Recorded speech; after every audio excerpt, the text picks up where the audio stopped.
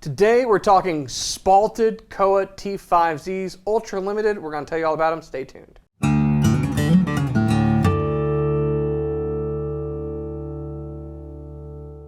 Hey, you're watching Alamo Music TV. My name is Chris McKee. I'm Cooper Greenberg. We're here with Alamo Music Center in San Antonio, Texas. You can find us online at alamomusic.com. If you're new to the channel, make sure to subscribe, turn on notifications, and like our videos. If you'd like to support the channel, visit our spring store link below for custom design t-shirts like the one Cooper's wearing today. This is a new design, and I'm wearing this one. This is called chest hair. That's not on our website. Anyways, so we're talking Taylor T5z limited editions. Now, these are very limited. Who gets these, Cooper? Independent dealers. My favorite kind of dealers. The indie dealers get to rock these, and even then, there's very few to go around, but as you can see with this pair, we got two, so that gives you an idea of how very few there are. But these are special because they're T5zs like we know and love, but the wood is special. What do they have? Spalted Koa. Spalted Koa. Not just Koa. Koa is cool on its own. Flamey Hawaiian Koa that only grows on the Big Island above a certain elevation. That is extremely rare and beautiful wood that we all really want to have guitars made out of. But what is spalting? It's fungus. It is a fungus. Hey, you're a really fun guy. Thank you so much. Kawhi Leonard. Am I right? Yeah, it's just, I mean, beautiful deposits of an otherwise not beautiful concept being fungus, but I guess it makes for really pretty grain variations. I find this to be one of those weird things that if you talk too much about it, people get weird, but I'm going to talk aloud about it and then hopefully put people's fears to rest. Because spalted wood is wood that has been invaded. They're trees that have been invaded by a fungus that is destroying the tree. And usually it affects dead trees, but it can also affect living trees. And what it does is it goes through and seeps into the wood, and it will affect both the density, the strength, the weight of the tree, and could eventually kill the tree on its own. Now, while it's doing this in that process, it stains the wood. And that's why you get all these crazy variations in the grain, making every single different piece unique. Now, when I say things like it weakens and, and lightens the wood and it's killing the tree, people usually freak out. Can you use it on a guitar? The answer is yes and no. There are pieces of the tree that would totally be not suitable for guitar. Some woodworkers use them when they're building something that's not reliant upon strength and stiffness. But there's other parts of the tree that have the coloration but aren't affected in a negative way by it. Have you ever done any woodworking with spalted wood? Never with spalted wood. I have seen it at some, hobby stores like Woodcraft, and every once in a while there'll be a spalted maple or something, and it's really beautiful, but it's always very expensive as well. Spalted maple is the more common that I typically see, particularly in guitars, and you'll see that from a variety of high-end guitar builders, and they usually charge a very, very big premium for it. Now, one of the concerns, again, if we've gone through, you have to select the right part of the tree in order to make a guitar out of it still that's suitable. The other question is it still affecting the wood? And the answer is no. So when a piece of wood goes into being made for a guitar, just like when you're building furniture, you have to dry that piece of wood out. Because what happens if you build furniture with wet wood? It'll warp and I heard somebody once say that, like pecan especially, takes a long time, it crawls back to the river. Yeah, trees always want to be a tree, is the way I heard it once said about guitars. Your guitar still wants to be a tree, and so it'll try to absorb a lot of moisture. So manufacturers have to go through a really discerning process of drying out the wood, and as it does that, those fun guys aren't having any fun anymore.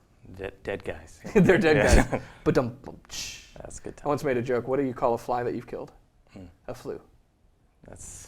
That's why you're a dad. That's a dad joke. That's why you're a dad. Anyways, so that's what's going on with these guitars, and because of the unique way that the wood is spalted, every single one's going to be different. So we have the two examples we have here, and again, I'm going to say it again, we have two at this point. I will beg and plead and borrow and do whatever I need to with Taylor to get more, but we have two.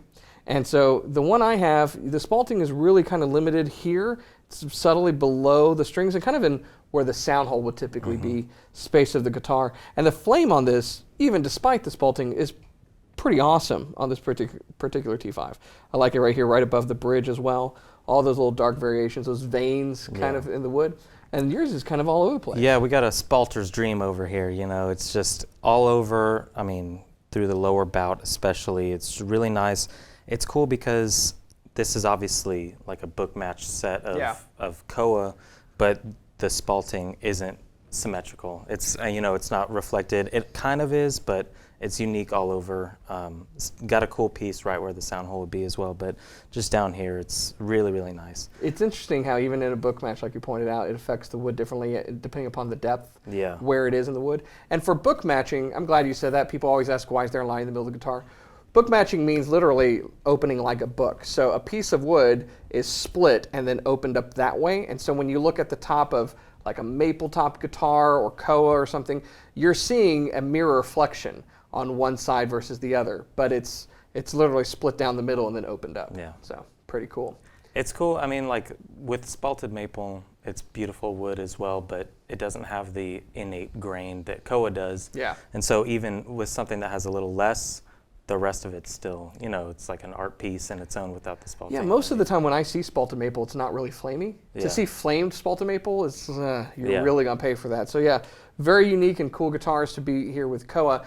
And you know what's great about them? They're still T5zs. They still sound like T5zs. And if you're not familiar with these guitars, they've been out for a bit and we love them, but they're basically hybrid acoustic, really, let's reverse that. They're hybrid electric acoustic instruments because it is effectively a hollow body, thin line guitar that is fully suspended, gives you acoustic sounds and a bunch of electric tones.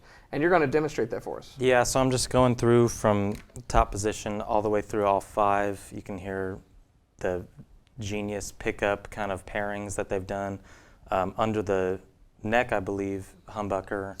Yeah, so there's stacked humbucker. You can see one, but there's 3 pickups in this Yeah. guitar. There is a stacked humbucker that's buried under the fretboard, and it can only be done that way because of the way Taylor attaches the neck uniquely to this guitar. And then under the top, right about here, is a body sensor. And this is proprietary to Taylor, actually all of the pickups, the whole thing is. But the body sensor is really cool because effectively it's a magnetic pickup that works like the diaphragm of a microphone. And it's actually picking up the movement of the top. And then here you have another stacked humbucker. It looks like a lipstick pickup, but it's a Yeah. stacked humbucker. And then through the 5-way switch, you're able to go through those sounds. Position 1, right here, is your acoustic sound, and that utilizes the neck pickup and the body sensor. But position 2 through 5, turn off the body sensor, and you've got your electric sounds. 2 is the neck pickup, 3 is the bridge pickup, 4 is both in parallel, which is going to give you a nice wide kind of 40s hollow body sound. Mm-hmm. And then 5 is both in series, where they're gain staging one another. That is actually probably one of my favorite lead tones because it sounds like a really big wide-ranging humbucker with a lot of gain behind it. And one of the really killer parts about this guitar is because it's active, you have active EQ right here. You have a center detent for both your bass and treble. You can turn both up, down, whatever, and really control the sound of this guitar. And the most beautiful part, unlike a lot of other hybrid guitars out there, there's no modeling that's going on this guitar. It's wood and steel and smartly placed pickups, and that's what's going on. Yeah. So how are you recording it? You're going direct for the acoustic sound. Yeah, so acoustic sounds we're going direct, and then electric sounds we got the Hot Rod Deluxe, and just, it's same song throughout, switching the pickups just so you can really hear comparatively how they sound, but there's not really a bad sound in this guitar. They all sound good. There you go. Not a bad sound from Cooper and the T5, so check it out.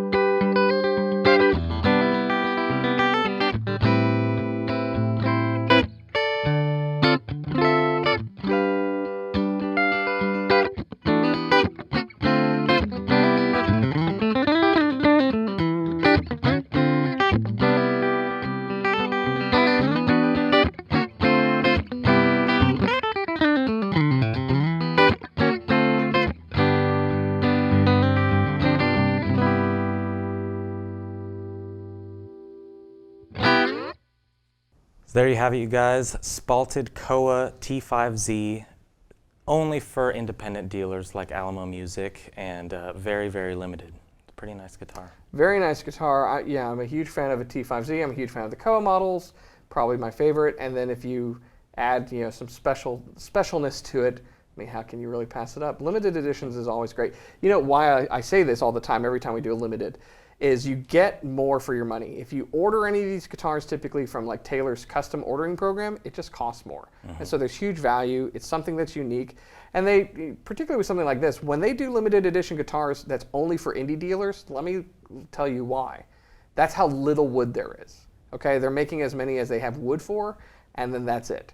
And so once these are gone, they're gone, and you have something unique in history. So that rocks, that you can handle for acoustic, you can handle for electric stuff. Just run the gamut of tones. Yep.